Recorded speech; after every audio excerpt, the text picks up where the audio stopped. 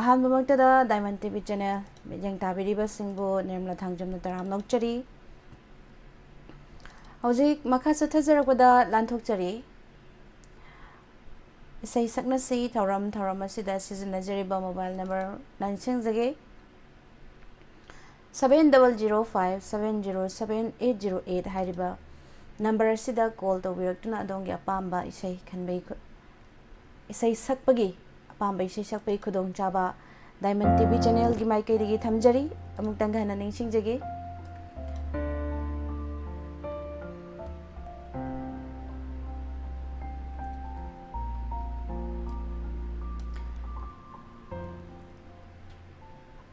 ꯃꯈꯥ ꯆꯠꯊꯖꯔꯛꯄꯗ ꯂꯥꯟꯊꯣꯛꯆꯔꯤꯕ ꯑꯁꯤ ꯏꯁꯩ ꯁꯛꯅꯁꯤ ꯍꯥꯏꯔꯤꯕ ꯊꯧꯔꯝ ꯑꯁꯤꯅꯤ꯫ ꯏꯁꯩ ꯁꯛꯅꯁꯤ ꯊꯧꯔꯝ ꯑꯁꯤꯗ ꯁꯤꯖꯤꯟꯅꯖꯔꯤꯕ ꯃꯣꯕꯥꯏꯜ ꯅꯝꯕꯔ 7005707808 ꯍꯥꯏꯔꯤꯕ ꯅꯝꯕꯔ ꯑꯁꯤꯗ ꯀꯣꯜ ꯇꯧꯕꯤꯔꯛꯇꯨꯅ ꯑꯗꯣꯝꯒꯤ ꯑꯄꯥꯝꯕ ꯏꯁꯩ ꯁꯛꯄꯒꯤ ꯈꯨꯗꯣꯡꯆꯥꯕ ꯗꯥꯏꯃꯟ ꯇꯤꯚꯤ ꯆꯦꯅꯦꯜꯒꯤ ꯃꯥꯏꯀꯩꯗꯒꯤ ꯊꯝꯖꯔꯤ꯫ ꯂꯥꯏꯚꯇ ꯆꯪꯕꯤꯔꯛꯂꯤꯕꯁꯤꯡ ꯇꯔꯥꯝꯅ ꯎꯠꯆꯔꯤ꯫ ꯑꯝꯕꯤꯀꯥ,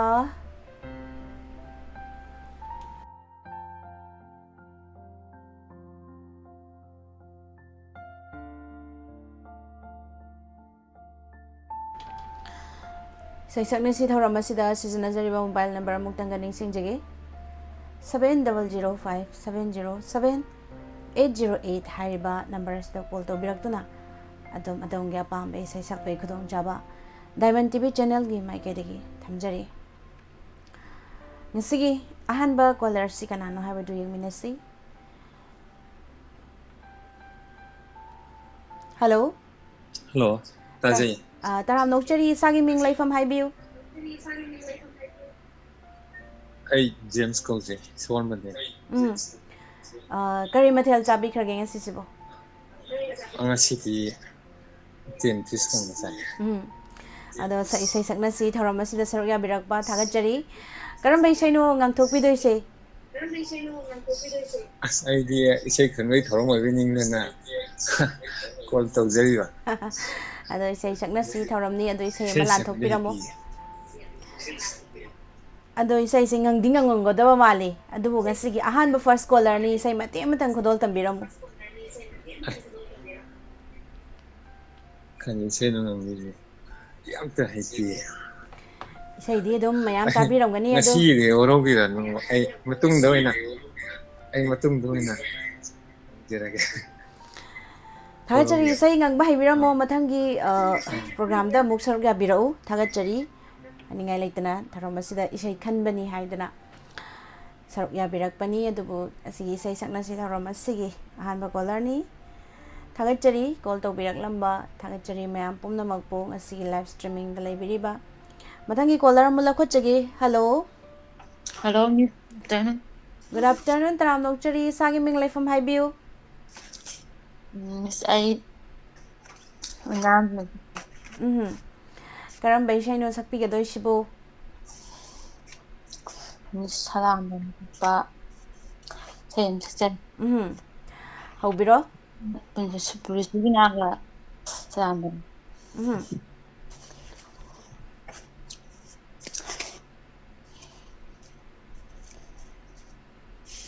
ꯄꯨꯟꯁꯤ ꯉꯛꯂ ꯄꯨꯟꯁꯤ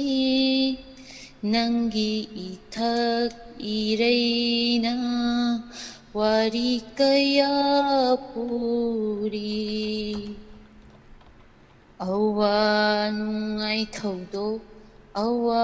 ꯅꯨꯡꯉꯥꯏ ꯀꯌꯥ, ꯑꯋꯥ ꯅꯨꯡꯉꯥꯏ ꯀꯌꯥ, ꯑꯋꯥ ꯅꯨꯡꯉꯥꯏ ꯊꯧꯗꯣꯛ ꯄꯨꯟꯁꯤ ꯉꯛꯂ ꯄꯨꯟꯁꯤ ꯅꯪꯒꯤ ꯏꯊꯛ ꯏꯔꯩꯅ ꯋꯥꯔꯤ ꯀꯌꯥ ꯄꯨꯔꯤ, ꯄꯣꯛꯄ ꯁꯤꯕꯒꯤ ꯃꯔꯛꯇ ꯍꯔꯥꯎ ꯃꯊꯣꯏ ꯀꯥꯍꯜꯂꯦ, ꯀꯌꯥꯗꯁꯨ ꯅꯨꯡꯉꯥꯏꯍꯜꯂꯕ, ꯄꯣꯛꯄ ꯁꯤꯕꯒꯤ ꯃꯔꯛꯇ ꯍꯔꯥꯎ ꯃꯊꯣꯏ ꯀꯥꯍꯜꯂꯦ, ꯀꯌꯥꯗꯁꯨ ꯅꯨꯡꯉꯥꯏꯍꯜꯂꯕ ꯅꯣꯛꯄꯒꯤ ꯃꯔꯝꯁꯨ ꯀꯐꯜꯂꯤ ꯅꯠꯇ꯭ꯔꯒ ꯅꯣꯛꯄꯒꯤ ꯃꯔꯨꯝꯗ ꯀꯞꯄ ꯂꯩꯔꯤ ꯄꯨꯟꯁꯤ ꯉꯛꯂ ꯄꯨꯟꯁꯤ ꯅꯪꯒꯤ ꯏꯊꯛ 이레이나 와리까야 뿌리 비기 허락밤 밑루니 아와바기 허락밤 타모이니 비랑기 허락밤 밑루니 아와바기 허락밤 타모이니 하이너리바 미요이 마포 awan thokku baku namni hainariba miyoi mapo awan thokku namni punsi ngakla punsi nangi ithak ireina wari kaya puri Miss Loijar ꯊꯥꯒꯠꯆꯔꯤ ꯑꯣꯏꯅꯝ ꯂꯣꯏꯗꯥꯡ ꯌꯥꯝ ꯐꯖꯕ ꯏꯁꯩ ꯄꯨꯟꯁꯤ ꯉꯛꯂ ꯄꯨꯟꯁꯤ ꯅꯪꯒꯤ ꯏꯊꯛ ꯏꯔꯩꯗ ꯋꯥꯔꯤ ꯀꯌꯥ ꯄꯨꯔꯤ ꯍꯥꯏꯔꯤꯕ ꯏꯁꯩ ꯑꯃ ꯈꯨꯗꯣꯜ ꯇꯝꯕꯤꯔꯝꯕ ꯍꯥꯏꯅꯤꯡꯉꯥꯏ ꯂꯩꯇꯅ ꯊꯥꯒꯠꯄ ꯐꯣꯡꯗꯣꯛꯆꯔꯤ ꯉꯁꯤꯁꯦ ꯀꯔꯤ ꯃꯊꯦꯜ ꯆꯥꯕꯤꯈ꯭ꯔꯒꯦ ꯁꯧꯒ꯭ꯔꯤ ꯊꯥꯒꯠꯆꯔꯤ ꯍꯥꯏꯅꯤꯡꯉꯥꯏ ꯂꯩꯇꯅ ꯌꯥꯝꯅ ꯐꯖꯔꯕ ꯏꯁꯩ ꯑꯃ ꯈꯨꯗꯣꯜ ꯇꯝꯕꯤꯔꯝꯕ ꯃꯊꯪꯒꯤ ꯀꯣꯂꯔꯗ ꯑꯃꯨꯛ ꯈꯨꯗꯣꯡꯆꯥꯕ ꯄꯤꯖꯒꯦ ꯊꯥꯒꯠꯆꯔꯤ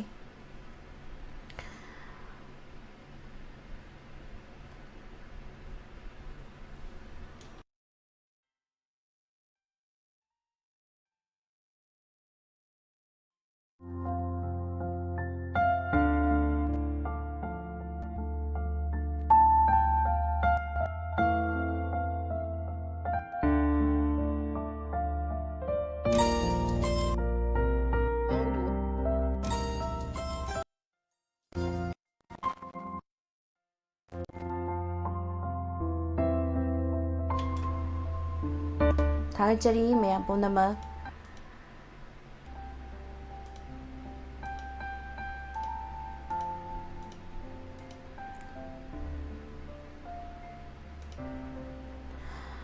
ꯃꯊꯪꯒꯤ ꯀꯣꯂꯔ ꯉꯥꯏꯖꯒꯦ ꯑꯩꯈꯣꯏꯅ ꯁꯤꯖꯤꯟꯅꯖꯔꯤꯕ ꯃꯣꯕꯥꯏꯜ ꯅꯝꯕꯔ ꯑꯃꯨꯛꯇꯪ ꯅꯤꯡꯁꯤꯡꯖꯒꯦ 7005707808 ꯍꯥꯏꯔꯤꯕ ꯅꯝꯕꯔ ꯑꯁꯤꯗ ꯀꯣꯜ ꯇꯧꯕꯤꯔꯛꯇꯨꯅ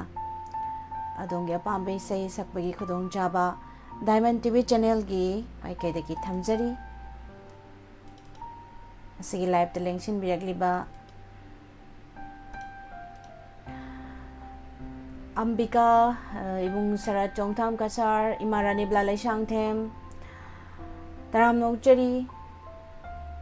ꯁꯝꯖ ꯁꯥꯕꯝ ꯗꯤꯂꯤꯞ ꯁꯤꯡ ꯇꯔꯥꯝꯅ ꯑꯣꯛꯆꯔꯤ ꯀꯣꯜ ꯂꯥꯛꯇ꯭ꯔꯗꯤ ꯑꯩꯉꯣꯟꯗꯒꯤ ꯑꯣꯏꯅ ꯇꯥꯔꯁꯤ ꯍꯥꯏꯕꯤꯔꯛꯑꯦ ꯍꯣꯏ ꯌꯦꯡꯁꯤ ꯑꯗꯨꯒ ꯌꯦꯡꯉꯒ ꯍꯥꯏꯗꯤ ꯀꯣꯜ ꯂꯥꯛꯇ꯭ꯔꯒꯗꯤ ꯑꯩꯅ ꯁꯛꯑꯒ ꯉꯥꯏꯕ ꯑꯣꯏꯅ ꯑꯗꯨꯝ ꯇꯧꯖꯒꯦ ꯃꯊꯪ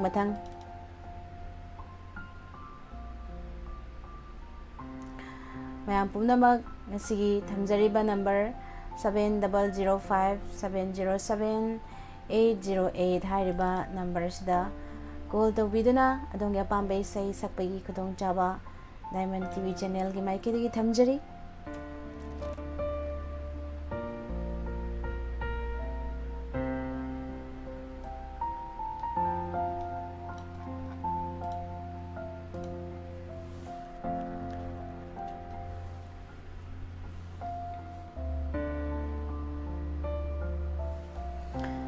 ꯏꯁꯩ ꯑꯃ ꯈꯨꯗꯣꯜ ꯇꯝꯖꯒꯦ ꯑꯩꯒꯤ ꯁꯥꯏꯠꯇꯒꯤ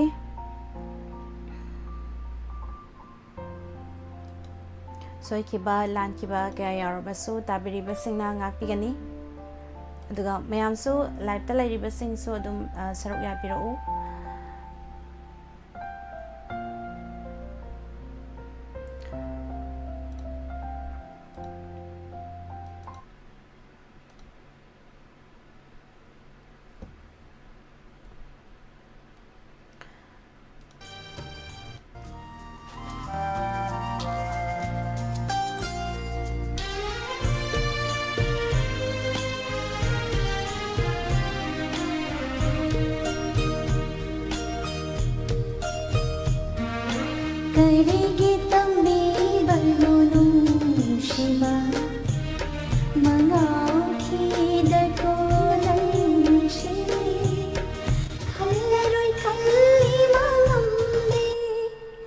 ꯏꯁꯩꯁꯦ ꯑꯩꯅ ꯀꯥꯔꯥꯎꯀꯦ ꯊꯤꯖꯕꯅꯦ ꯑꯗꯨꯕꯨ ꯏꯁꯩ ꯑꯣꯏꯅ ꯁꯛꯄꯒꯤ ꯑꯣꯏꯅ ꯌꯥꯎꯕꯤꯔꯝꯃꯦ ꯑꯗꯨꯕꯨ ꯑꯃꯨꯛꯀ ꯍꯟꯅ ꯊꯤꯖꯒꯦ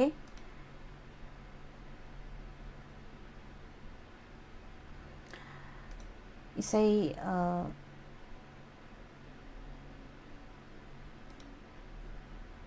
ꯌꯦꯡꯖꯒꯦ ꯑꯗꯨꯒ ꯏꯈꯣꯜ ꯉꯥꯏꯕ ꯑꯣꯏꯅ ꯏꯁꯩ ꯑꯁꯤ ꯃꯇꯦꯛ ꯑꯃ ꯈꯨꯗꯣꯜ ꯇꯝꯖꯒꯦ ꯏꯁꯩ ꯑꯃ ꯍꯧꯖꯒꯦ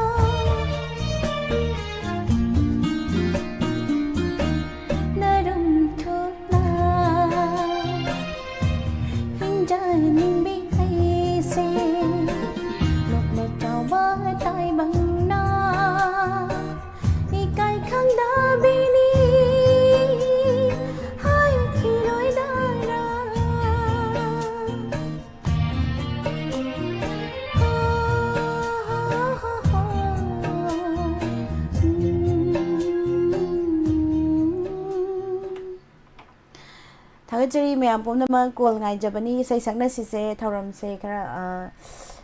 ꯏꯟꯇꯔꯦꯁ ꯂꯩꯇꯕ꯭ꯔꯥ ꯀꯔꯤꯅꯣ ꯃꯌꯥꯝꯁꯦ ꯁꯔꯨꯛ ꯌꯥꯕ ꯈꯤꯇꯪ ꯋꯥꯠꯂꯤ ꯑꯗꯨꯒ ꯏꯁꯩ ꯈꯟꯅꯁꯤꯅ ꯈꯤꯇꯪ ꯏꯟꯇꯔꯦꯁ ꯂꯩꯕꯗꯧꯅ ꯇꯧꯏ ꯑꯗꯨꯒ ꯏꯕꯨꯡ ꯚꯤꯝꯁꯦꯟ ꯁꯔꯨꯡꯕꯝ ꯁꯛꯄꯤꯕ ꯂꯩꯔꯥꯡꯒꯨꯝ ꯂꯩꯅꯥꯂꯛꯇ ꯄꯣꯝꯕꯤꯒꯨꯝ ꯃꯥꯂꯪꯂꯛꯇ ꯊꯥꯖꯒꯨꯝ ꯊꯋꯥꯜꯂꯛꯇ ꯍꯥꯏꯅ ꯁꯩꯍꯧꯕ ꯃꯩꯔꯤ ꯅꯇꯦ ꯂꯤꯛꯂꯥ ꯍꯥꯏꯕ ꯐꯤꯂꯝꯒꯤ ꯏꯁꯩꯗꯣ ꯃꯇꯦꯛ ꯑꯃꯇꯪ ꯀꯥꯝꯊꯕꯤꯔꯝꯃꯨꯕ ꯍꯥꯏꯕꯤꯔꯛꯑꯦ ꯏꯕꯨꯡ ꯚꯤꯝꯁꯦꯟꯁꯨ ꯀꯣꯜ ꯇꯧꯁꯟꯕꯤꯔꯛꯂꯒ ꯏꯁꯩ ꯈꯣꯟꯖꯦꯜ ꯇꯥꯖꯅꯤꯡꯉꯤ ꯏꯁꯩ ꯁꯛꯄ ꯑꯗꯒꯤ ꯏꯕꯨꯡ ꯒꯨꯔꯨꯃꯌꯨꯝ ꯍꯦꯝꯕ ꯂꯥꯏꯞꯇ ꯂꯩꯕꯤꯔꯤꯕ ꯑꯗꯨꯝ ꯁꯔꯨꯛ ꯌꯥꯕꯤꯌꯨ ꯑꯩꯈꯣꯏꯒꯤ ꯂꯩꯖꯔꯤꯕ ꯅꯝꯕꯔ 7005-707-808 ꯍꯥꯏꯔꯤꯕ ꯅꯝꯕꯔ ꯑꯁꯤꯗ ꯀꯣꯜ ꯇꯧꯕꯤꯔꯛꯇꯨꯅ ꯑꯗꯣꯝꯒꯤ ꯑꯄꯥꯝꯕ ꯏꯁꯩ ꯁꯛꯄꯒꯤ ꯈꯨꯗꯣꯡꯆꯥꯕ ꯊꯝꯖꯔꯤ ꯃꯇꯝ ꯑꯃꯗꯗꯤ ꯀꯣꯜ ꯇꯧꯕ ꯐꯪꯗꯦ ꯍꯥꯏꯗꯨꯅ ꯇꯧꯅꯔꯝꯃꯤꯕꯅꯤ ꯑꯗꯨꯕꯨ ꯍꯧꯖꯤꯛꯇꯤ ꯀꯌꯥ ꯏꯁꯩ ꯁꯛꯅꯁꯤ ꯍꯥꯏꯔꯤꯁꯦ ꯀꯌꯥ ꯏꯟꯇꯔꯦꯁ ꯂꯩꯇꯕꯒꯨꯝꯅ ꯗꯤꯒꯄꯇꯤ ꯁꯔꯃ ꯇꯔꯥꯝ ꯅꯧꯆꯔꯤ ꯗꯥꯏꯃꯟ ꯇꯤꯚꯤ ꯆꯦꯅꯦꯜꯒꯤ ꯃꯥꯏꯀꯩꯗꯒꯤ ꯏꯁꯩ ꯁꯛꯄ ꯍꯩꯕ ꯂꯩꯇ꯭ꯔ ꯃꯥꯅꯦ ꯍꯧꯖꯤꯛꯁꯦ ꯏꯟꯇꯔꯅꯦꯠꯀꯤ ꯄ꯭ꯔꯣꯕ꯭ꯂꯦꯝ ꯍꯧꯖꯤꯛ ꯊꯤꯡꯕꯒꯤ ꯂꯩꯕꯅꯤꯅ ꯍꯧꯖꯤꯛꯁꯦ ꯏꯟꯇꯔꯅꯦꯠꯁꯤ ꯐꯪꯗꯕꯅꯤna ꯑꯇꯩ ꯂꯩꯔꯤ ꯏꯁꯩ ꯁꯛꯅꯤꯡꯕ ꯃꯌꯥꯝ ꯑꯃ ꯑꯗꯒꯤ ꯔꯥꯅꯤꯕꯂꯥ ꯂꯩꯁꯥꯡꯊꯦꯝ ꯇꯔꯥꯝ ꯅꯧꯆꯔꯤ ꯑꯗꯨꯕꯨ ꯍꯧꯖꯤꯛꯁꯦ ꯏꯟꯇꯔꯅꯦꯠꯀꯤ ꯈꯨꯗꯣꯡꯆꯥꯕ ꯂꯩꯇꯕꯅꯤꯅ ꯄ꯭ꯔꯣꯒ꯭ꯔꯥꯝꯁꯦ ꯁꯔꯨꯛ ꯌꯥꯔꯛꯇꯕꯅꯤ ꯑꯗꯨꯒ ꯑꯩꯈꯣꯏ ꯈꯔ ꯐꯪꯕꯁꯤꯡꯅ ꯁꯔꯨꯛ ꯌꯥꯕꯤꯔꯛꯄ ꯊꯥꯒꯠꯆꯔꯤ ꯍꯥꯏꯅꯤꯡꯉꯥꯏ ꯂꯩꯇꯅ ꯑꯗꯨꯒ ꯏꯁꯩ ꯀꯣꯜ ꯉꯥꯏꯕ ꯑꯣꯏꯅ ꯏꯁꯩ ꯂꯥꯏꯞꯇꯁꯨ ꯑꯗꯨꯝ ꯈꯟꯕꯤꯔꯛꯎ ꯑꯗꯨ ꯈꯨꯗꯣꯡꯆꯥꯕ ꯄꯤꯖꯒꯦ ꯏꯁꯩꯁꯦ ꯃꯔꯛꯇ ꯑꯩꯅꯁꯨ ꯑꯗꯨꯝ ꯁꯛꯆꯒꯦ ꯏꯁꯩ ꯁꯛꯅꯁꯤ ꯊꯧꯔꯝꯅꯤꯅ ꯑꯗꯨꯒ ꯆꯥꯠꯇꯁꯨ ꯏꯁꯩ ꯑꯄꯥꯝꯕ ꯑꯩ ꯈꯟꯕ ꯐꯪꯍꯧꯗ꯭ꯔꯦ ꯍꯥꯏꯕꯁꯤꯡꯅ ꯈꯤꯇꯪ ꯏꯁꯩ ꯈꯟꯕꯤꯕ ꯀꯩꯁꯨ ꯀꯥꯏꯗꯦ ꯑꯗꯨꯝ ꯊꯥꯕꯒꯤ ꯈꯨꯗꯣꯡꯆꯥꯕ ꯑꯗꯨꯝ ꯄꯤꯖꯒꯦ ꯊꯥꯒꯠꯆꯔꯤ ꯃꯌꯥꯝ ꯄꯨꯝꯅꯃꯛ ꯑꯁꯤꯒꯤ ꯂꯥꯏꯞꯇ ꯂꯦꯡꯁꯤꯟꯕꯤꯔꯛꯂꯤꯕ ꯑꯃꯗꯤ ꯑꯥꯏꯁꯀꯣꯝ ꯀꯦꯕꯜ ꯅꯦꯠꯋꯥꯔꯛꯇ ꯌꯦꯡꯕꯤꯔꯤꯕ ꯄꯨꯝꯅꯃꯛꯄꯨꯁꯨ ꯇꯔꯥꯝ ꯅꯧꯆꯔꯤ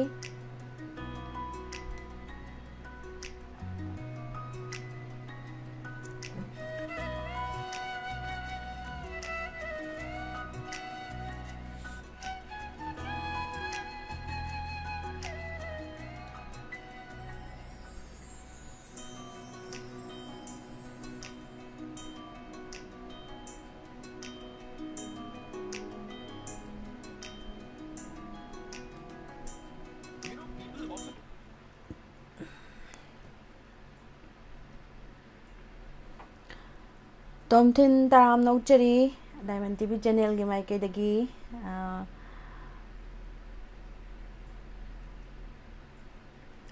ꯀꯩꯁꯨ ꯀꯥꯏꯗꯦ ꯑꯗꯨꯝ ꯑꯩꯅ ꯆꯥꯠꯇ ꯏꯁꯩ ꯈꯟꯕꯒꯤ ꯈꯨꯗꯣꯡꯆꯥꯕꯁꯨ ꯑꯗꯨꯝ ꯊꯝꯖꯔꯤ ꯉꯁꯤꯒꯤ ꯏꯁꯩ ꯁꯛꯅꯁꯤ ꯊꯧꯔꯝ ꯑꯁꯤꯗ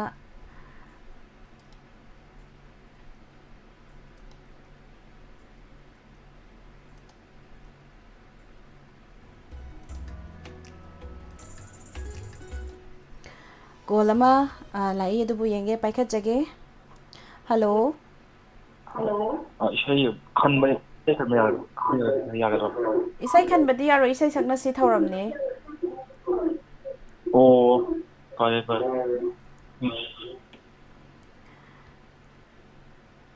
ꯏꯕꯨꯡ ꯒꯨꯔꯨꯃꯌꯨꯝ ꯍꯦꯝꯕꯅ ꯏꯁꯩ ꯑꯃ ꯈꯟꯕꯤꯔꯛꯏ ꯅꯨꯡꯁꯤꯕ ꯇꯝꯕꯤꯔꯤꯕ ꯑꯩꯕꯨ ꯅꯨꯡꯁꯤꯕ ꯇꯝꯕꯤꯔꯤꯕ ꯍꯥꯏꯕ ꯏꯁꯩꯗꯣ ꯁꯣꯔꯤ ꯁꯦꯟꯖꯝꯅ ꯁꯛꯄꯗꯣ ꯍꯥꯏꯅ ꯍꯥꯏꯕꯤꯔꯛꯏ ꯏꯕꯨꯡ ꯒꯨꯔꯨꯃꯌꯨꯝ ꯍꯦꯝꯕꯒꯤ ꯏꯁꯩ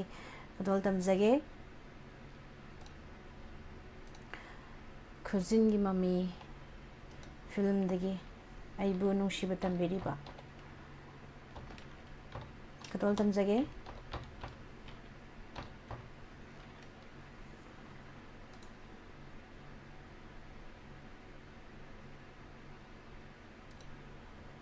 ꯃꯌꯥꯝ ꯄꯨꯟꯅ ꯇꯥꯃꯤꯟꯅꯁꯦ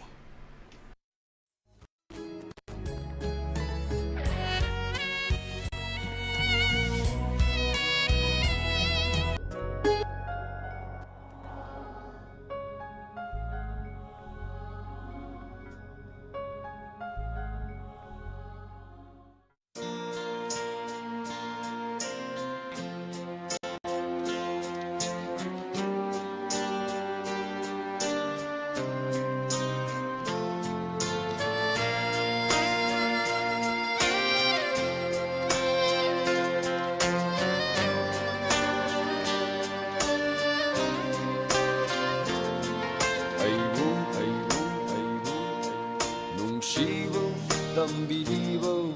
ꯂꯣꯟꯊꯣꯛꯇ꯭ꯔꯕ ꯁꯛꯇꯝꯅꯤ ꯅꯍꯥꯛꯀꯤ ꯅꯣꯛꯂꯤꯕ ꯃꯤꯅꯣꯛꯇ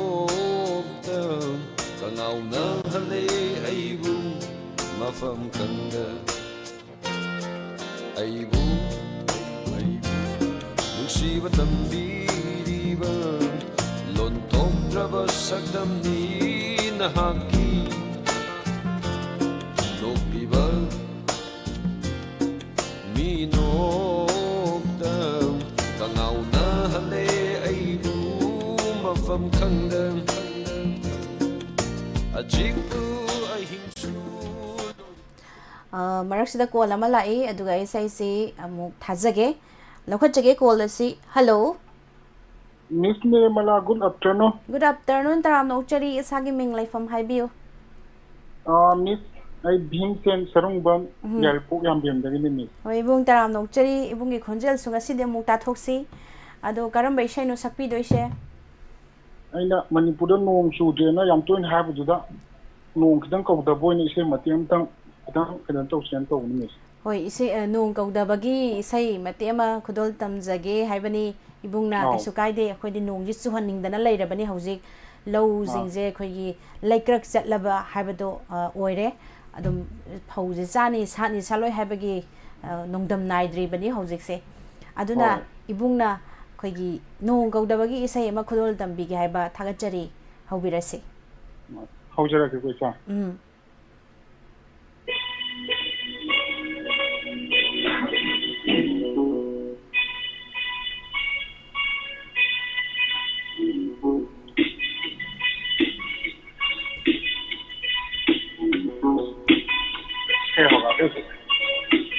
ꯍꯧꯕꯤꯔꯣ Lakagena nakta toina nangu yenkage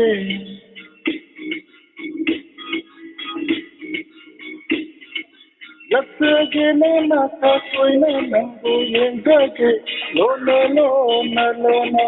lona lona lona Lakagena nakta toina nangu yenkage Lona lona lona lona lona lona Simbal sina kari tu hai banam dravasu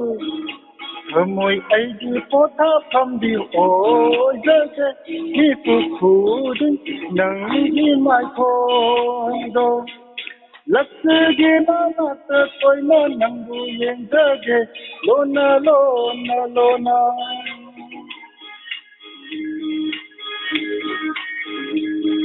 Makke sambi makke yaur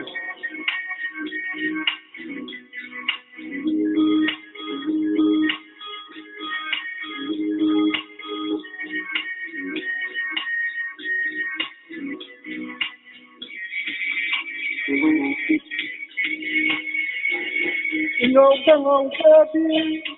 na tuna Sumati nangi mai thona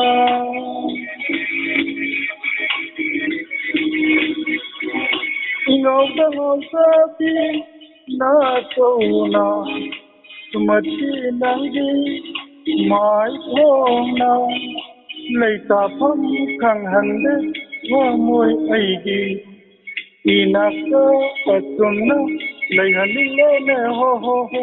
Lakge na nata toina nangu yenzage Lona lona lona lona lona lona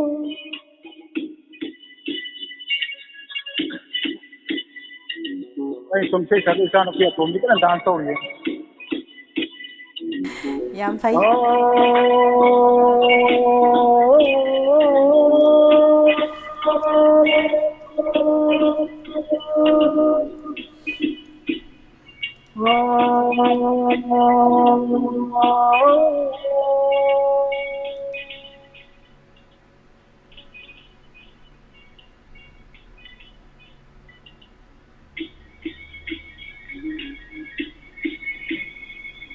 Karamba nangi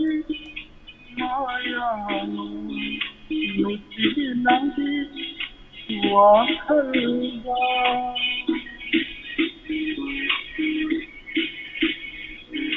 Karamba nangi मायानो नुसिरी नंगी वाखलदा तुंबा miss लोइसनजरगे आई सोना कने नोंजी मंगदे होरे अदो दो खांदे miss ꯌꯥꯝ ꯐꯖꯅ ꯁꯛꯇꯣꯛꯄꯤꯔꯦ ꯏꯕꯨꯡ ꯚꯤꯝꯁꯦꯟ ꯊꯥꯒꯠꯆꯔꯤ ꯍꯥꯏꯅꯤꯡꯉꯥꯏ ꯂꯩꯇꯅ ꯉꯁꯤꯁꯦ ꯀꯔꯤ ꯃꯊꯦꯜ ꯆꯥꯕꯤꯈ꯭ꯔꯒꯦ ngasi pong hawai ga alu ga samthom tawe dong ha jum dagi khoi gi man bijing khara zu sida koiba lakpa moina thangjing adagi tharoi khra pore du mama na thangjing ma met ayane ꯑꯗꯨꯗꯤ ꯌꯥꯝꯅ ꯍꯥꯎꯕ ꯃꯊꯦꯜ ꯑꯃꯅꯤ ꯑꯗꯨꯝ ꯆꯝꯅ ꯑꯗꯨꯒ ꯊꯥꯒꯠꯆꯔꯤ ꯏꯕꯨꯡ ꯅꯣꯡ ꯀꯧꯗꯕꯒꯤ ꯏꯁꯩ ꯑꯃ ꯁꯛꯄꯤꯔꯝꯕ ꯅꯣꯡ ꯆꯨꯕ ꯑꯣꯏꯔꯁꯅꯨ ꯍꯥꯏꯖꯒꯦ ꯊꯥꯒꯠꯆꯔꯤ ꯏꯕꯨꯡ ꯃꯊꯪꯒꯤ ꯀꯣꯂꯔꯗ ꯈꯨꯗꯣꯡꯆꯥꯕ ꯄꯤꯖꯒꯦ ꯊꯝꯖꯔꯤꯕ ꯅꯝꯕꯔ 7005707808 ꯍꯥꯏꯔꯤꯕ ꯅꯝꯕꯔ ꯑꯁꯤꯗ ꯀꯣꯜ ꯇꯧꯕꯤꯔꯛꯇꯨꯅ ꯑꯗꯣꯝꯒꯤ ꯑꯄꯥꯝꯕ ꯏꯁꯩ ꯁꯛꯄꯒꯤ ꯈꯨꯗꯣꯡꯆꯥꯕ ꯊꯝꯖꯔꯤ ꯍꯜꯂꯣ ꯍꯜꯂꯣ ꯃꯤꯁ ꯇꯔꯥꯝ ꯅꯧꯆꯔꯤ ꯏꯁꯥꯒꯤ ꯃꯤꯡ ꯂꯩꯐꯝ ꯍꯥꯏꯕꯤꯌꯨ ꯃꯤꯁ ꯑꯩ ꯂꯥꯏꯐꯝ ꯈꯨꯅꯧꯗꯒꯤ ꯑꯝꯕ ꯇꯔꯥꯝ ꯅꯧꯆꯔꯤ ꯀꯔꯝꯕ ꯏꯁꯩꯅꯣ ꯉꯁꯤ ꯁꯛꯇꯣꯛꯄꯤꯗꯣꯏꯁꯤꯕꯣ ꯃꯤꯁ ꯍꯩꯗꯤ ꯍꯩꯕ ꯅꯠꯇꯦ ꯆꯤꯇ꯭ꯔꯅ ꯁꯛꯄ ꯅꯇꯧꯗꯣ ꯁꯛꯆꯔꯛꯀꯦ ꯍꯣꯏ ꯍꯣꯏ ꯍꯧꯔꯁꯤ ꯀꯣ ꯅꯨꯡꯁꯤꯅꯗꯅ ꯅꯨꯡꯁꯤꯅꯗꯅ ꯂꯩꯊꯣꯛꯄꯗꯤ ꯑꯩꯗꯤ ꯌꯥꯔꯣꯏꯀꯣ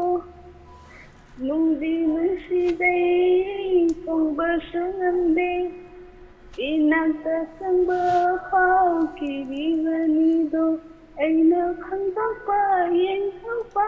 ꯅꯥꯗꯥꯗꯣ ꯑꯩꯅ ꯎꯍꯧꯕ ꯈꯪꯍꯧꯕ ꯅꯨꯡꯁꯤ ꯅꯪꯒꯤ ꯅꯥꯇꯧꯗꯣ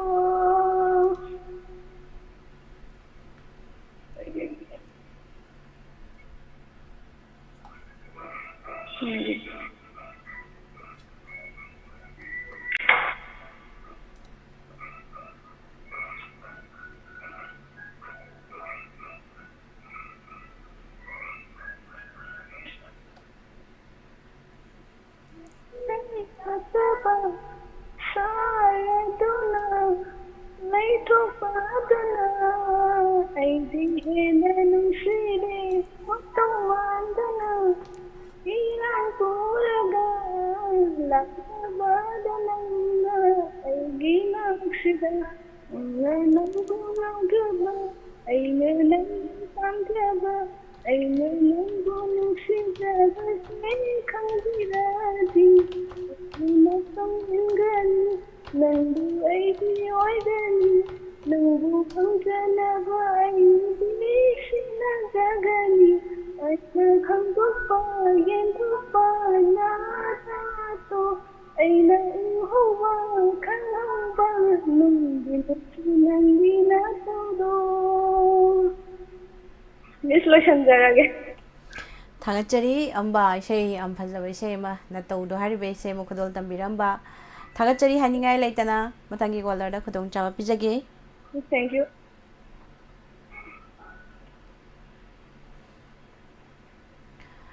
ꯏꯁꯩꯁꯦ ꯃꯇꯦꯛ ꯑꯃ ꯁꯝꯊꯖꯒꯦ ꯀꯣꯜ ꯉꯥꯏꯕ ꯑꯣꯏꯅ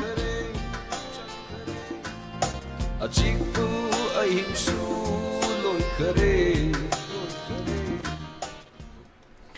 ꯍꯜꯂꯣ ꯍꯜꯂꯣ ꯇꯔꯥꯝ ꯅꯧꯆꯔꯤ ꯏꯁꯥꯒꯤ ꯃꯤꯡ ꯂꯩꯐꯝ ꯍꯥꯏꯕꯤꯌꯨ ꯑꯣ ꯑꯩ ꯁꯤꯡꯖꯃꯆꯥ ꯁꯨꯈꯦꯝꯒꯤ ꯁꯟꯙ꯭ꯌꯥ ꯀꯔꯝꯕ ꯏꯁꯩ ꯈꯨꯗꯣꯜ ꯇꯝꯕꯤꯗꯣꯏꯅꯣ ꯑꯩꯁꯦ ꯀꯩꯅꯣ ꯇꯧꯁꯦ ꯏꯃꯥꯅ ꯇꯧꯕꯗꯣ ꯑꯗꯨ ꯁꯛꯆꯔꯒꯦ ꯍꯣꯏ ꯍꯣꯏ ꯍꯧꯕꯤꯔꯣ ꯑꯣ ꯑꯣ ꯏꯃꯥ 이마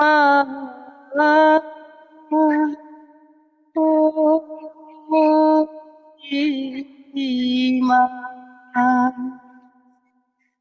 빨리 낭부누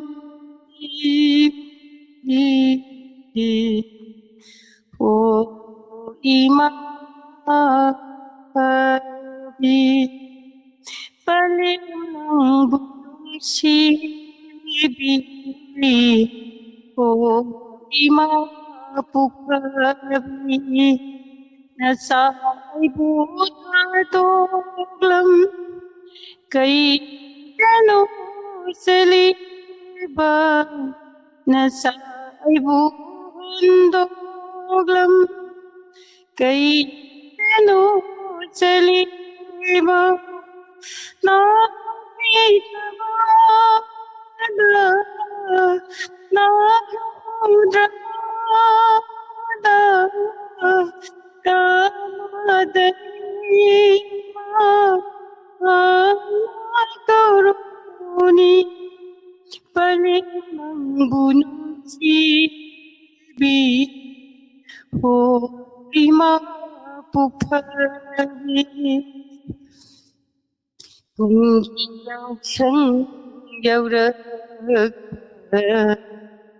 हराव कुम्है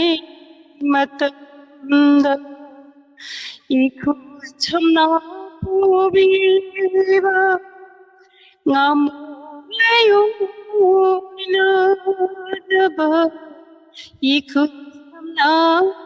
biba ngamulayong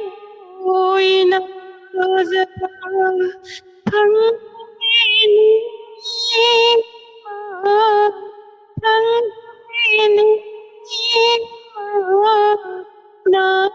nagipansina itanging para palimang bunsi o mapupari nasa ay butador kay nado sa iba nasa ay bundog kay ano talibay at sidalusan थागतचरी इसाई याम नुशिरबा पालेम नंगबो नुशिबी हारिबा इसाई से खुदोल तंबिरंबा हानिया लेतना थागतबा फोंदोक्सरी मथंगी कॉलर अमदा मु खुदोंग चावा पिजगे थागतचरी इसाई से मतेम अमु समजिनजगे इबुंग गुरु मयम हेमबगी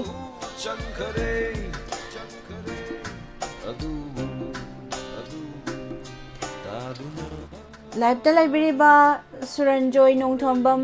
पत पत तले नेटवर्क नने कॉलर गी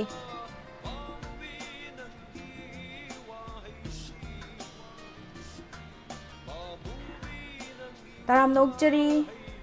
तोमथन गेसु नोंफादो खुंजल ताथोकप याय कुमा बिनोलता देवी ताराम नोकचरी डायमंड टीवी चैनल गी माइकेदगी YMY मैतै ताराम नोकचरी मथंगी कॉलर में लौकतजगे hello hello good afternoon miss good afternoon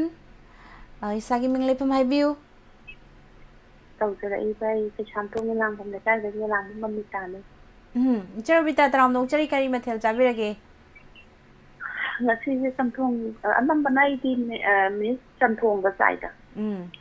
phai sam ju kya khana kana tawdo hoy ado kari saino saktok bidoisibo इसे अखी पाबुंग तोंदिसना सरमना सकीरंबा पुंची से सकना सकना आइना फंगी तो वांसिदा हात तंग मतो कमजनी हौबिरो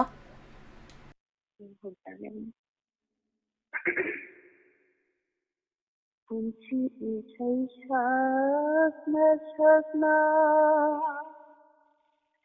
आइना फंगी तो वांसिदा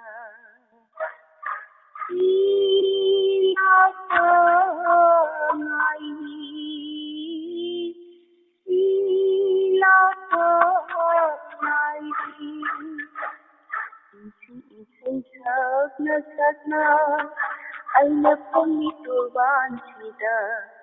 isi isai sakna, aina pami turban sida. Ila pangai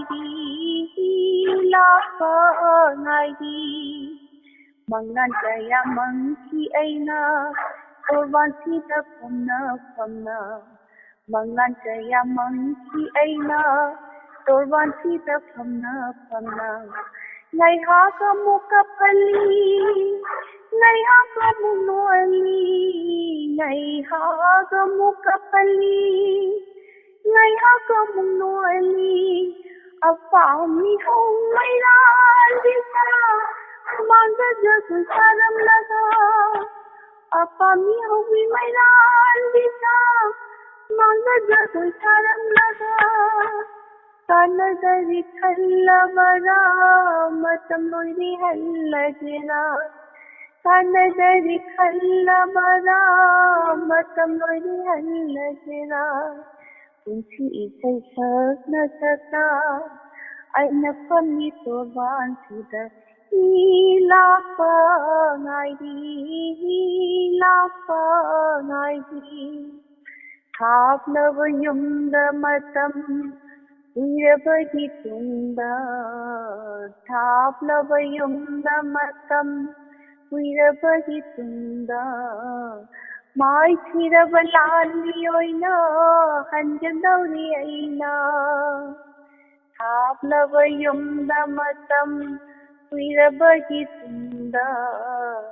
mai thirava lali oina hanjadauri aina Pazinkiran pangila pakituki umangala mutnari Pazinkiran pangila pakituki umangala mutnari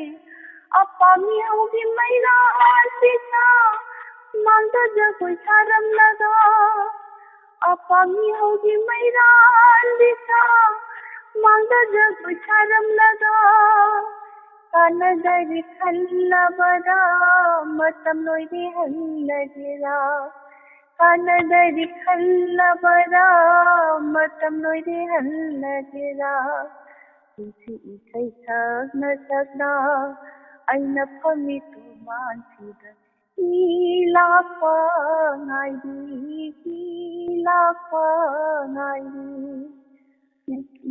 this side doesn't listen that way Cherubita yam fazana sakpirami sei se yam fazana su sakpibani Cherubita ke sham thongdagi thagachari che mathangi caller da mukhodong chaw bijage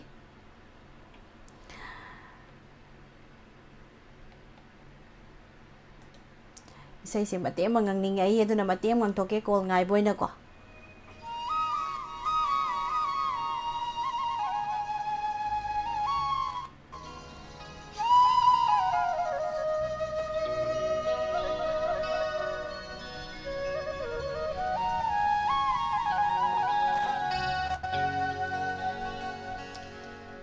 Punsi isai sakna sakna aina pami torban sida Punsi isai sakna sakna aina pami torban sida Hilang pangai Mangla gaya mangki aina torban sida famna Mangla gaya mangki aina torban sida famna Ngai haga mong dog halli Ngai haga mong kapalli Ngai haga mong dog halli Ngai haga mong kapalli Awano ngai sudana Apami hogi mayran bisa Mangda jagoy saram laga Apami hogi mayran bisa Mangda jagoy saram laga Kanadari khallavara matam loiri hallagera Kanadari khallavara matam loiri hallagera Punsi isai sakna sakna aina pami torban sida Punsi isai sakna sakna aina pami torban sida Hilang pangai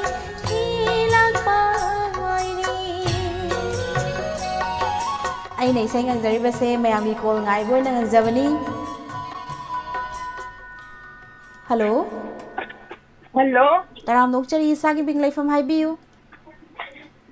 I Ginsa Kawamanatagi. Kari mathel chabirage Sudi Hawaii Tongotare. Ado karamba isai no lanthokpige doisibu I nang sa igu kauro tagudo. Hoi nang shu aibu kauro Right. Yam fazaba isai ni haubiro mayam tagadabagi ngai duna lairabani ꯍꯣꯏ ꯍꯪꯖꯔꯒꯦ ꯎꯝ ꯏꯁꯤꯡꯂꯣꯅꯨ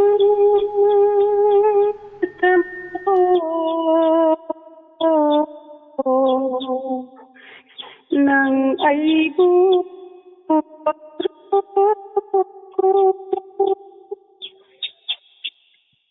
ꯅꯪꯁꯨ ꯑꯩꯕు ꯀꯧꯔꯣ ꯑꯩꯁꯨ ꯅꯪꯕꯨ ꯀꯧꯔꯒꯦ ꯅꯤꯡꯁꯤꯡꯂꯣꯅꯨ ꯃꯇꯝꯗꯣ ꯃꯇꯝꯗꯣ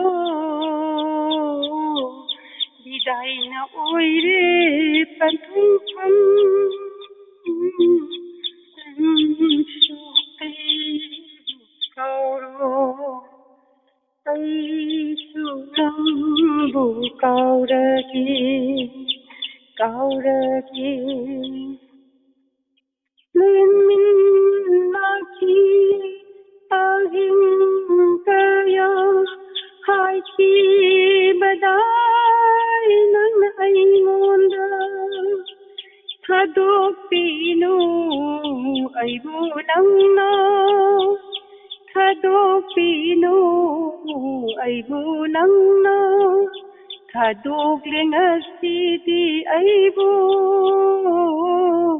ꯊꯥꯗꯣꯛꯂꯦ ꯉꯁꯤꯗꯤ ꯑꯩꯕꯨ ꯅꯪꯁꯨ ꯑꯩꯕು ಕೌರೋ ice ನಂಬು ಕೌರಗಿ ಕೌರಗಿ ಹಾಕಿಬದಾಯಿ ನನ್ನ ಐಮೂಂದ ಸಿಮ್ಮತ್ತೆ ಸೋಯ್ರೆ ಅಂತೆ ಐ ಸಿದ ಲೋಸಂಜರ್ಗೆ ꯌꯥꯝ ꯐꯖꯅ ꯁꯛꯄꯤꯔꯛꯑꯦ ꯑꯗꯣ ꯅꯥꯀꯜꯗꯒꯤ ꯎꯆꯦꯛ ꯑꯃꯁꯨ ꯇꯥꯟ ꯊꯥꯕꯤꯔꯛꯑꯦ ꯌꯥꯝ ꯐꯖꯩ ꯍꯣꯏ ꯎꯆꯦꯛ ꯂꯩ ꯌꯦꯅꯥꯎꯔꯥ ꯑꯗꯨꯗꯤ ꯈꯪꯖꯗ꯭ꯔꯦ ꯍꯣꯏ ꯁꯤ ꯈꯣꯡ ꯌꯥꯝꯅ ꯑꯣ ꯊꯥꯒꯠꯆꯔꯤ ꯏꯁꯩ ꯃꯇꯦꯛ ꯑꯃ ꯈꯨꯗꯣꯜ ꯇꯝꯕꯤꯔꯝꯕ ꯃꯊꯪꯒꯤ ꯍꯣꯏ ꯀꯣꯂꯔꯗ ꯑꯃꯨꯛ ꯈꯨꯗꯣꯡꯆꯥꯕ ꯄꯤꯖꯒꯦ ꯍꯣ ꯐꯒꯅꯤ ꯊꯥꯒꯠꯆꯔꯤ ꯏꯁꯩ ꯃꯇꯦꯛ ꯑꯃꯃꯨꯛ ꯈꯨꯗꯣꯜ ꯇꯝꯖꯒꯦ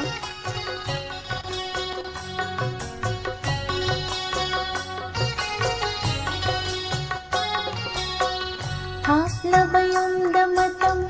ꯀꯨꯏꯔꯕꯒꯤ ꯇꯨꯡꯗ ꯊꯥꯞꯂꯕ ꯃꯇꯝ ꯀꯨꯏꯔꯕꯒꯤ ꯇꯨꯡꯗ ꯃꯥꯏꯊꯤꯔꯕ ꯂꯥꯟꯃꯤ ꯑꯣꯏꯅ ꯍꯟꯒꯗꯧꯔꯤ ꯑꯩꯅ ꯄꯥꯏꯖꯦꯡ ꯄꯤꯔꯥꯡ ꯈꯪꯒꯦ ꯂꯥꯛꯄ ꯀꯦꯇꯨꯀꯤ ꯎꯃꯪꯗ ꯂꯃꯨꯛꯅꯔꯦ ꯄꯥꯏꯖꯦꯡ ꯄꯤꯔꯥꯡ ꯈꯪꯒꯦ ꯂꯥꯛꯄ ꯀꯦꯇꯨꯀꯤ ꯎꯃꯪꯗ ꯂꯃꯨꯛꯅꯔꯦ ꯏꯔꯣꯟ ꯏꯔꯥꯛ ꯇꯥꯛꯂꯗꯨꯅ ꯏꯁꯥꯅ ꯏꯁꯥꯕꯨ ꯁꯛꯈꯪꯂꯛꯂꯦ ꯏꯔꯣꯟ ꯏꯔꯥꯛ ꯇꯥꯛꯂꯗꯨꯅ ꯏꯁꯥꯕꯨ ꯁꯛꯈꯪꯂꯛꯂꯦ ꯑꯄꯥꯝꯃꯤ ꯍꯧꯒꯤ ꯃꯩꯔꯥꯟꯕꯤꯁꯥ ꯃꯪꯗ ꯖꯒꯣꯏ ꯁꯥꯔꯝꯂꯒ ꯑꯄꯥꯝꯃꯤ ꯍꯧꯒꯤ ꯃꯩꯔꯥꯟꯕꯤꯁꯥ ꯃꯪꯗ ꯖꯒꯣꯏ ꯁꯥꯔꯝꯂꯒ ꯀꯥꯟꯅꯗꯔꯦ ꯈꯜꯂꯕꯔꯥ ꯃꯇꯝ ꯂꯣꯏꯔꯦ ꯍꯜꯂꯒꯦꯔꯥ ꯀꯥꯟꯅꯗꯔꯦ ꯈꯜꯂꯕꯔꯥ ꯃꯇꯝ ꯂꯣꯏꯔꯦ ꯍꯜꯂꯒꯦꯔꯥ ꯄꯨꯟꯁꯤ ꯏꯁꯩ ꯁꯛꯅ ꯁꯛꯅ ꯑꯩꯅ ꯐꯝꯃꯤ ꯇꯣꯔꯕꯥꯟꯁꯤꯗ ꯄꯨꯟꯁꯤ ꯏꯁꯩ ꯁꯛꯅ ꯁꯛꯅ ꯑꯩꯅ ꯐꯝꯃꯤ ꯇꯣꯔꯕꯥꯟꯁꯤꯗ ꯏꯂꯥꯛꯄ ꯉꯥꯏꯔꯤ ꯏꯂꯥꯛꯄ ꯉꯥꯏꯔꯤ ꯃꯊꯪꯗ ꯑꯃꯨꯛ ꯀꯣꯂꯔ ꯑꯃꯃꯨꯛ ꯂꯧꯈꯠꯆꯒꯦ ꯍꯜꯂꯣ ꯍꯜꯂꯣ ꯒꯨꯗ ꯑꯐꯇꯔꯅꯨꯟ ꯃꯦꯝ ꯒꯨꯗ ꯑꯐꯇꯔꯅꯨꯟ ꯇꯔꯥꯝ ꯅꯣꯛꯆꯔꯤ ꯏꯁꯥꯒꯤ ꯃꯤꯡ ꯂꯩꯐꯝ ꯍꯥꯏꯕꯤꯌꯨ ꯁꯥꯊꯣꯡꯉꯦ ꯂꯥꯡꯕꯝ ꯂꯩꯀꯥꯏꯗ ꯂꯥꯡꯕ ꯔꯣꯕꯤꯇꯥꯅꯦ ꯃꯦꯝ ꯇꯔꯥꯝ ꯅꯣꯛꯆꯔꯤ ꯑꯩꯁꯦ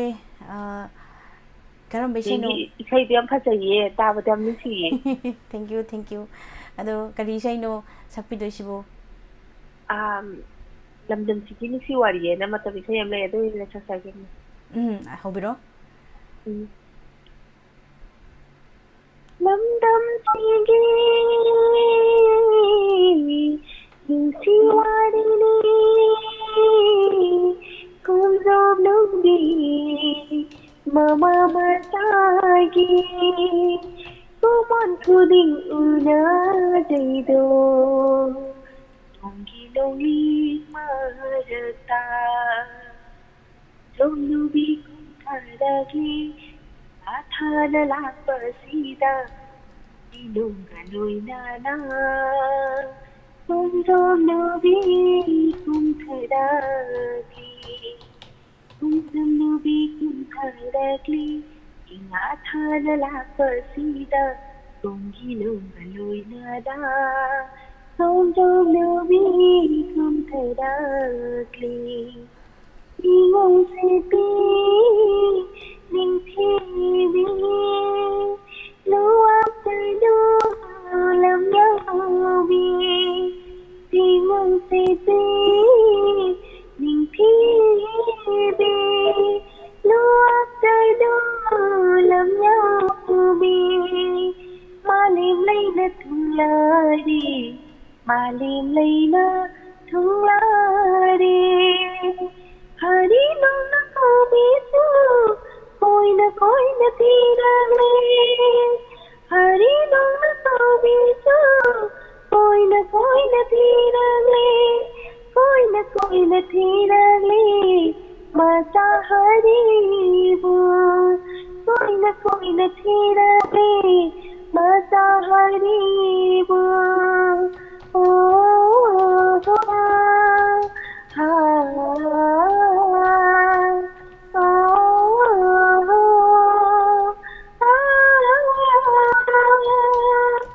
Nikla hari ko bisu inati thanaoina pali ma kudane pali mi manum sibi Nikla hari ko bisu inati thanaoina pali ma kudane pali mi manum sibi Kurung nong dalai klabi Ilaru kom lang nasaba Kurung nong dalai klabi Ilaru kom lang nasaba Sari wasangak laro Wasangak laro Kumzum nubi kum tharakli Ingatana lakpasida Kungilong galoy na Kumjom nubi kum tharagli Kumjom nubi kum tharagli Sana sida Icharabita isay tambirakpro isay yam fazana saktukpiree Isay tambirakti Adum isay de pamjabage de lok suga sidi khara thungba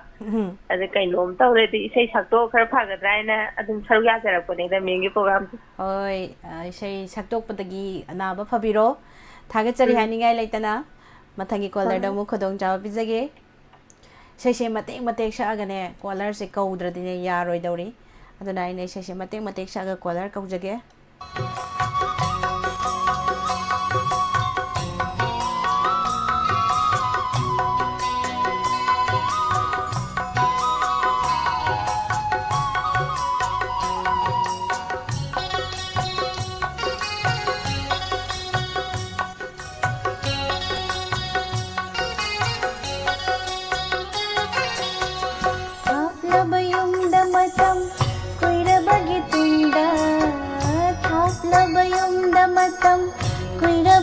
Tunda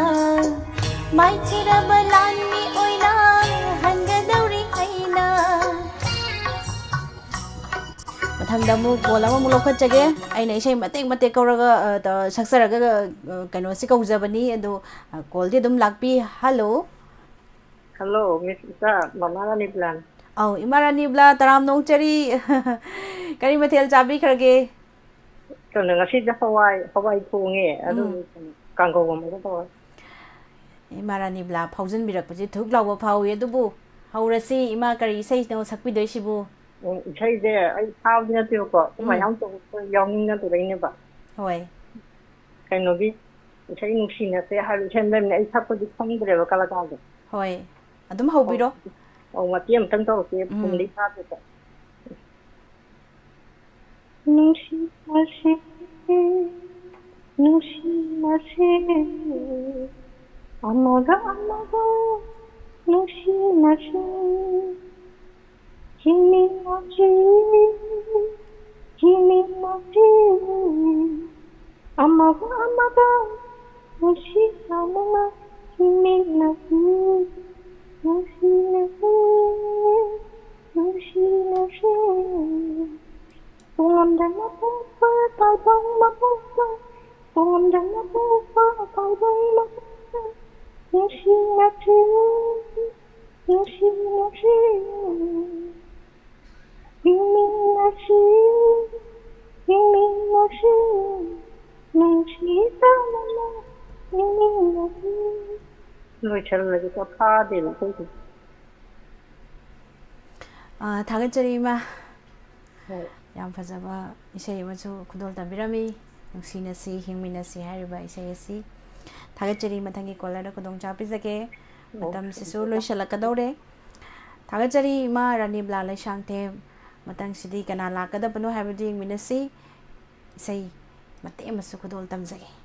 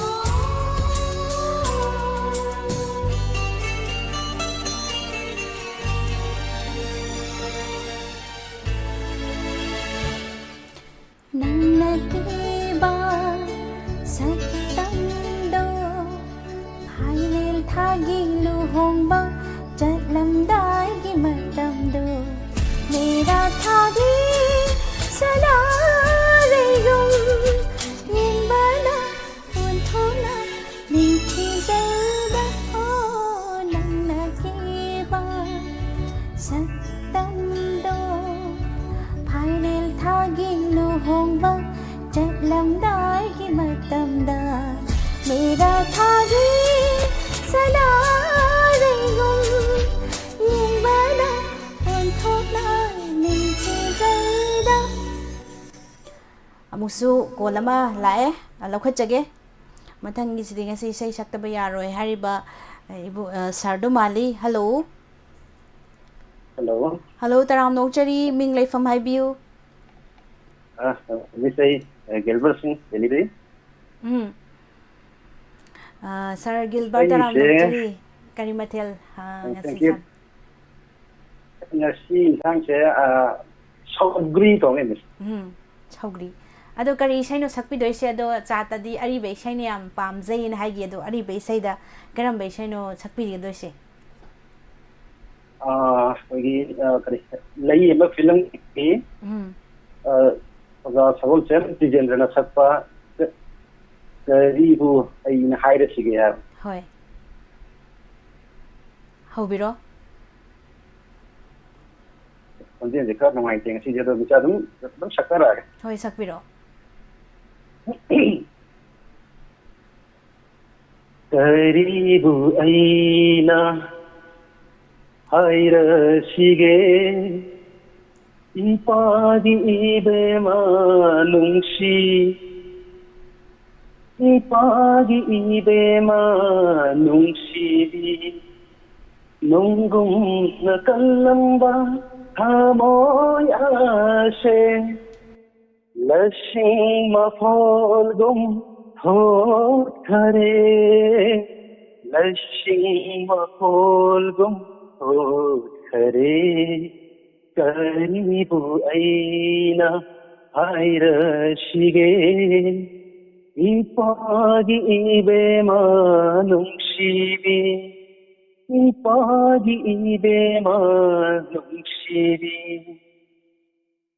करंब तमथीवा mapo amada ugnurabano nahakna karamba tamthiba mapo amada ugnurabano nahakna nauri bathamoy layo nungda kaina batilna Sikhabano awabase nandi hangdiro amoy aidi karabani awabase nandi hangdiro हमोय असे कारबली करीबु ऐना हैरशिगे निपागी बेमा नुंशिबी निपागी बेमा नुंशिबी namanabamira illa pada ima kanano alla pada namanabamira illa pada ima kanano alla pada nang narulukha Dakhut noirada leibado Lomitha Hawani shakshu Hawai palam lava Kaplam gani Karibu aina Haira shige Ipagi ibe manung shiri Ipagi ibe manung shiri Nonggung na kalamba Hamoy ase Lasing mapoldum Khot kare Lasing mapoldum Khot kare Karibu aina Aira shige Ipagi ibe manung shiri Ipagi ibe manung shiri Thank you, Miss. थागतचरी sir Gilbert याम फजना सक्तोक पिरमी ओजा सगोल सेम तिजेंद्र दगी तादना दुम सक्तोक पिरमी थागतचरी हानिगा लेतना Vibration kasala ingon da taakam थागतचरी सर मथंग दसो अदुमा Thank you. फजरबाई सै पुदुना लाकपियु थागतचरी लाइफ तलाइ बिरिबा बोगेन लाइश्रम इमा एबेमन देवी तराम नोचरी नाजी वाहेंगबम सिगी कॉलर अमतंग लखचरगा कनानो हाबदि मिनसी लोशन जगे अदो इसै सागा कौद्रदी मीजे इराक लाक्ते इसै saga कौगे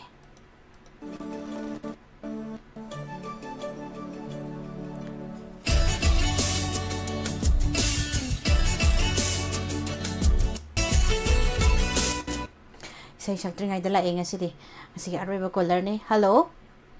Hello, sum tawagi. Sa thokre. Ming haibiu kai lamdagi oibirabana Ming se adon bodi hairake ina mathagagi nun tamne. ado isai karambe isai sakpidoino Isai se haibadi nate ba. Adum sum ngang sum thana bane ado handaki ne ran jida ne isai amatangam gidare ba kin sidege. hoi ado ngasi ka tane ngam ka ble. ado ngasi ngamdagi adum Describe atam gi matu gi parani ne sapad ne ba. Ado ma masata dikak pani.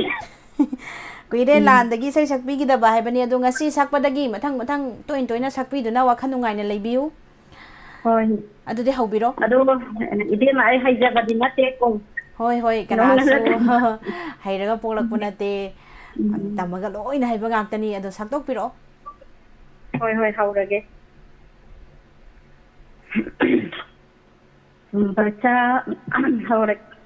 baca rakhandana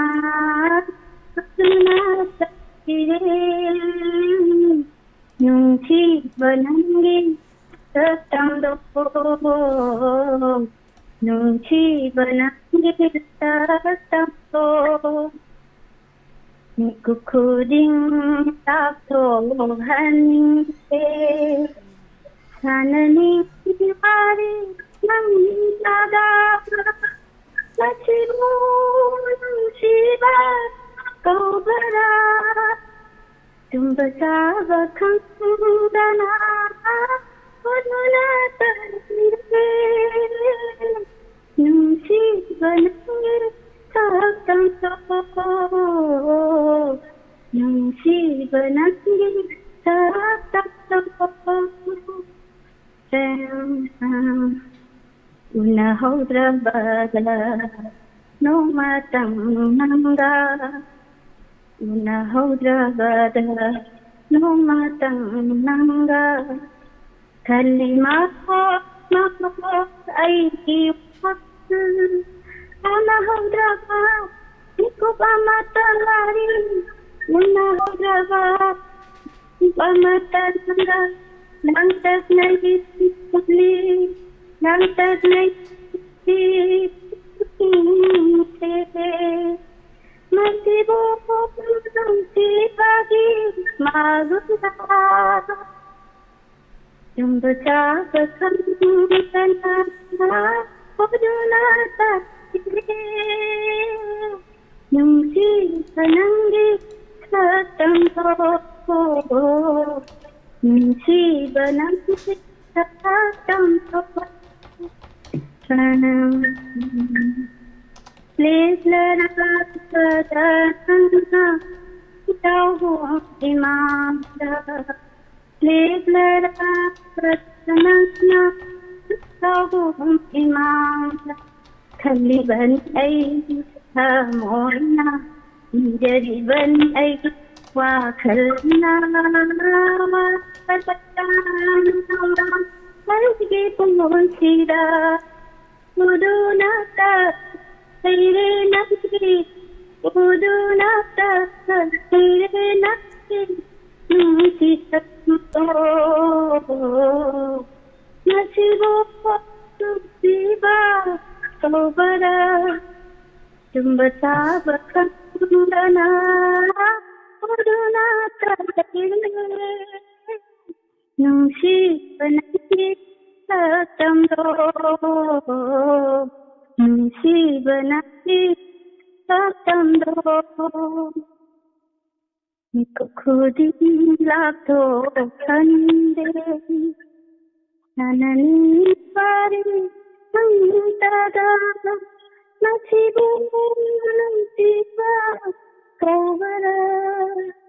tumbasa Dana Uduna Tatire Nungsiba nangsi sasaktamdo nungsiba nangsi sasaktamdo nungsiba nangsi sasaktamdo Lojare Yam Pathakni ꯊꯥꯒꯠꯆꯔꯤ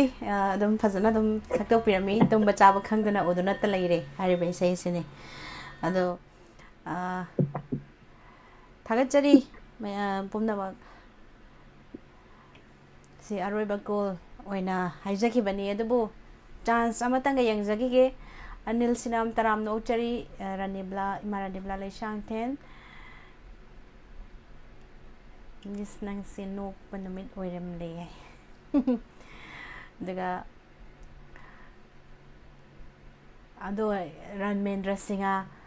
ꯇꯧꯒꯗꯧꯔꯤꯕ phone ꯑꯁꯤꯁꯨ ꯀꯨꯏꯔꯦ ꯂꯥꯟ ꯍꯧꯔꯛꯄꯗ validity ꯂꯣꯏꯈ꯭ꯔꯕꯅꯦ incoming ꯀꯣꯜꯗꯤ ꯌꯥꯕ out going ꯀꯣꯜꯗꯤ ꯌꯥꯗꯦ ꯑꯗꯣ ꯗꯥꯎ ꯌꯥꯗꯦ ꯑꯗꯨꯒ ꯏꯕꯨꯡ ꯒꯨꯔꯨꯃꯌꯨꯝ ꯍꯦꯝꯕꯅ ꯑꯩꯈꯣꯏꯒꯤ ꯊꯧꯔꯝ ꯑꯁꯤꯗ ꯄꯦꯟꯕꯤꯗꯨꯅ ꯂꯨꯄꯥ 100 ꯑꯩꯈꯣꯏꯒꯤ ꯆꯦꯅꯦꯜ ꯑꯁꯤꯗ ꯀꯥꯞꯄꯤꯔꯛꯄ ꯍꯥꯏꯅꯤꯡꯉꯥꯏ ꯂꯩꯇꯅ ꯊꯥꯒꯠꯄ ꯐꯣꯡꯗꯣꯛꯆꯔꯤ ꯑꯗꯨꯒ ꯅꯖꯤ ꯋꯥꯍꯦꯡꯕꯝ ꯇꯔꯥꯝꯅ ꯑꯣꯛꯆꯔꯤ ꯉꯁꯤꯒꯤ ꯑꯔꯣꯏꯕ ꯀꯣꯂꯔ ꯑꯃꯒ ꯉꯥꯏꯒꯦ ꯑꯩꯅ ꯑꯔꯣꯏꯕ ꯀꯣꯂꯔ ꯑꯃꯕꯨꯗꯤ ꯍꯥꯏꯖꯈꯤꯕꯅꯦ ꯑꯗꯨꯕꯨ ꯏꯁꯩ ꯁꯛꯑꯒ ꯉꯥꯏꯒꯦ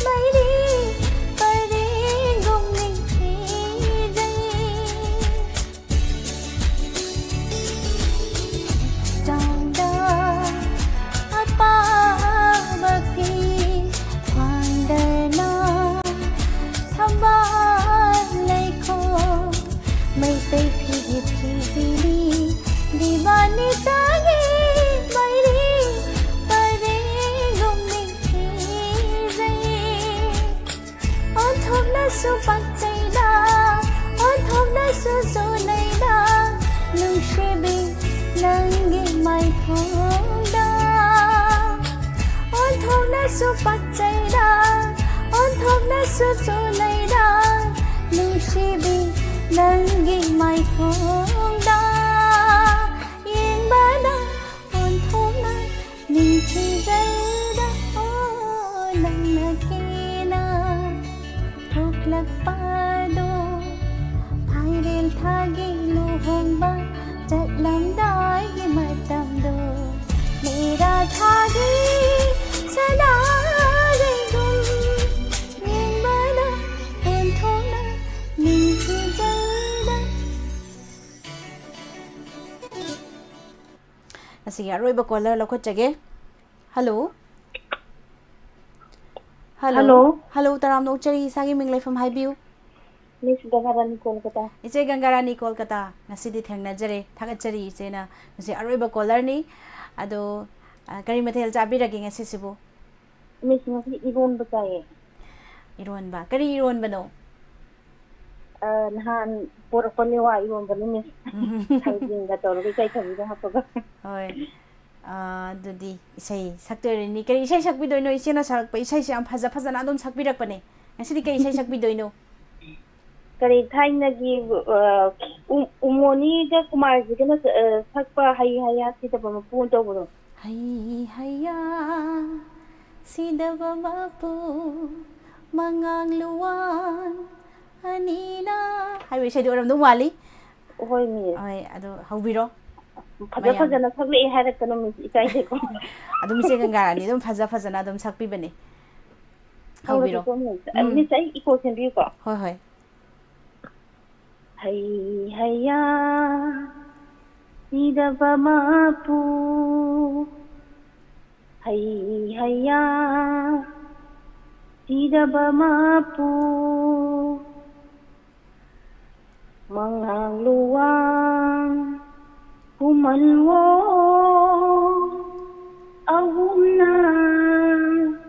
ahumna amata uiba Hai haya sida bamapu Hai haya asa pun babu Jai bi thawai pinaba asa pun babu Jai bi thawai habiba khangda uda nai kaba hoi rong malem anida khangda uda nai kaba hoi rong malem anida thau pu ba ma pu thau pu ba ma pu Hai haya sida bamapu mangang luwang kumalwo Hai haya lili pani bapun babo thiên bi tha bi balang thiên ba Lili pani bapun babu Thiên bi tha bi long timba Hi ta đăng liên bi Thi đa ba ma puo Hi ta đăng liên bi Thi đa ba ma puo Punem dari nang buhanna Punem dari ye mapuo Hai haya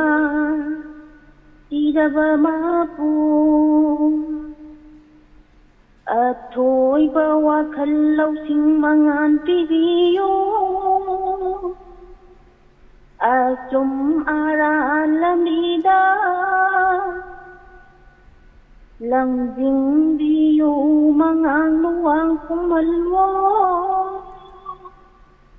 matam au matada mangaluan kumango choder ni se ai sai sum sinjar थागतचरी इचे गंगारानी अदम hello थागतचरी इचे गंगारानी थागतचरी तुम इसे तुम फजना तुम सकपिरामी ni se ai se amuk tabu try taw ho hodra ba hoi da tuna matang na patana sakchara gani थागतचरी इचे असिगे अरोइबा caller नि अदुगा सर गिलबर्ट ना कितंग लांग बे सही सकपियो हाय सही जे अमते यंगजगी अदु इसे सिंग असिजे आइगी नुमिति तारबनी आइना मतेक मतेक साग मैम से कौजबनी अरोइबा कॉलर नि सही मखा लौखचररोय दिल्ली का अनोइबी तराम नोकचरी वांसी पूर्णिमा सेराम सही से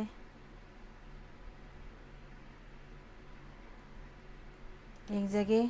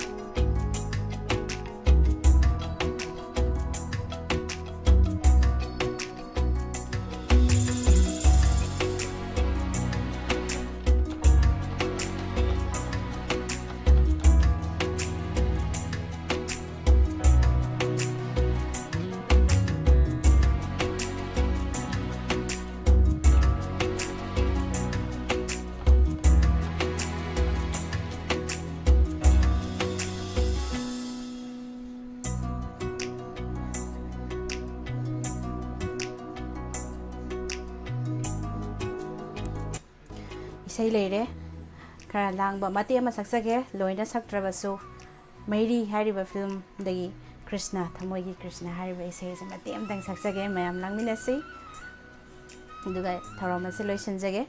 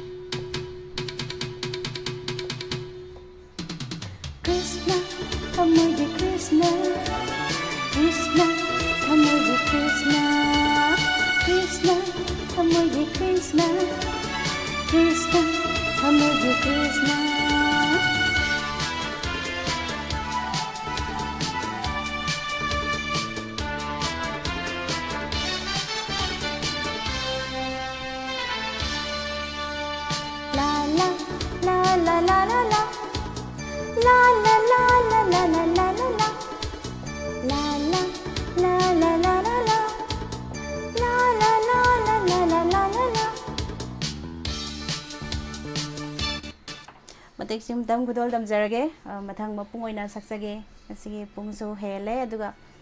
असिगे अरांग वेसेमा एंटरटेनमेंट माले हाइबिरे होय होजिक लोइशलक पजिदा इसैगी एंटरटेनमेंट प्रोग्राम माले ना हाइबिरक थगचरी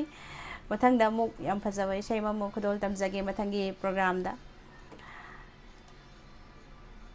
असिगे लाइव स्ट्रीमिंग दा लेबिरिबा पुमनामक थागत फोंदोक्सरी